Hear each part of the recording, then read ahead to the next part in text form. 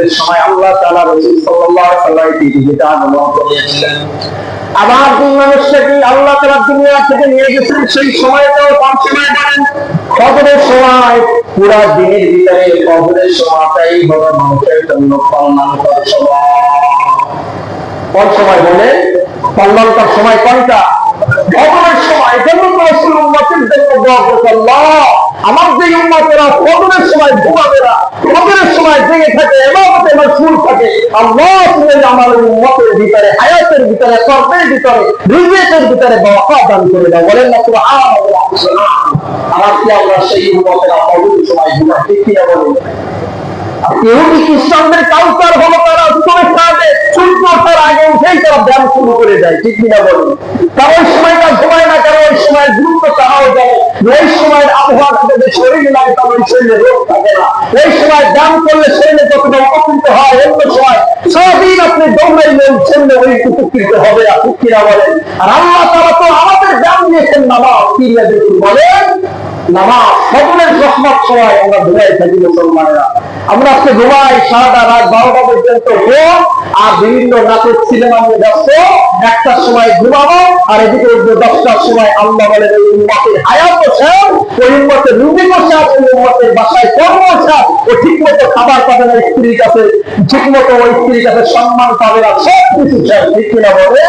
কারণ 10টার সময় যে ঘুম থেকে উঠে সকালের নাস্তা খাইতে যাইতে 1টা। ঠিক কিনা বলেন? সকালে নাস্তার পরে আসরের সময় খাবে দুপুরেরটা খাবে হচ্ছে রাত 12টায়। ঠিক কিনা বলেন? তাহলে এইরকম খাবার দিলেন করে তার শরীরে কোনো উপকার আছে? বলেন আছে? তাহলে ক্ষতি আছে না নাই?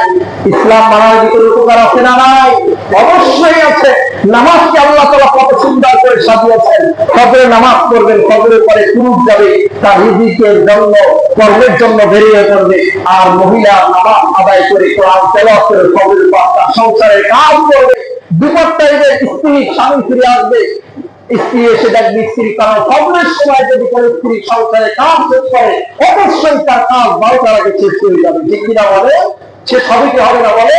সে 2টার সময় স্ত্রী স্বামী এসে দেখবে সুন্দর করে স্ত্রীর কাজ কাম শেষ, সুন্দর করে স্ত্রী গোসল করে তাকে আরাম দেওয়ার জন্য সে অপেক্ষা করতেছে। বলেন না সুবহানাল্লাহ।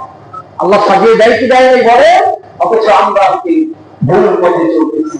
রাসূল সাল্লাল্লাহু আলাইহি ওয়াসাল্লামের মৃত্যু হলো এই ফজরের সময়। আল্লাহ পাঠাইলেন দুনিয়াতে এই ফজরের সময়, কারণ ফজরের সময় রহমত পূর্বের সময়।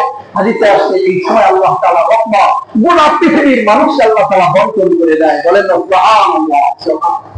বলে আজকে ফজরের নামাজ কয়জন পড়ছে? ফজরের সময় কয়জন ছিলেন একটু হিসাব করে দিলাম না।